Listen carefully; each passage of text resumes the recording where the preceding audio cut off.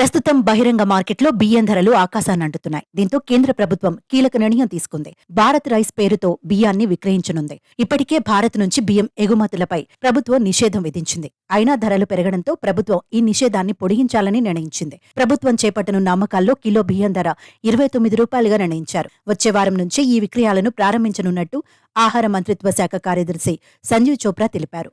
In pulses also, government is taking certain steps with regard to stock limits or ensuring that the buffer stock of onions is now increased from I think 3 LMT to 5 LMT. So these decisions that the DOCA has also taken, plus imports are being expedited. So the duty structure has been brought down on import of pulses. So all these strategies are. So I don't remember the figures exactly of pulses, but except two. The prices of other pulses are not on a very, let's say, not a very high level. So we are hoping that the CPI number that will come out in the month of November will further bring down from 5%. It may fall further. That's our expectation.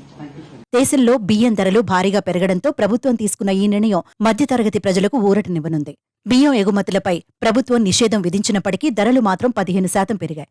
National agriculture cooperative marketing federation of India limited, national cooperative consumer federation of India limited కేంద్రీయ Bhandar retail కేంద్రాల్లో ఈ బియ్యాన్ని విక్రయిస్తామని సంజయ్ చోప్రా తెలిపారు.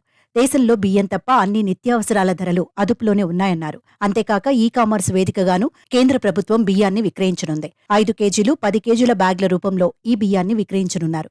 ముందుగా retail మార్కెట్స్లో 5 లక్షల టన్నుల బియ్యాన్ని విక్రయించాలని కేంద్రం నిర్ణయించింది. కేంద్ర ప్రభుత్వం ఇప్పటికే భారత్ గోధుమ పిండిని కిలో 27.5 రూపాయలకు, భారత్ దాల్ను కిలో 60 రూపాయల చొప్పున విక్రయిస్తోంది. బియ్యం ధరలు అదుపులోకి వచ్చేంత వరకు ఎగుమతులపై ఆంక్షలు కొనసాగుతాయని కేంద్రం స్పష్టం చేసింది. ప్రతి శుక్రవారం రిటైలర్లు, హోల్సేలర్లు, ప్రాసెసర్లు స్టాక్ వివరాలను వెబ్సైట్లో పొందుపరచాలని ఆదేశాలు జారీ చేసింది.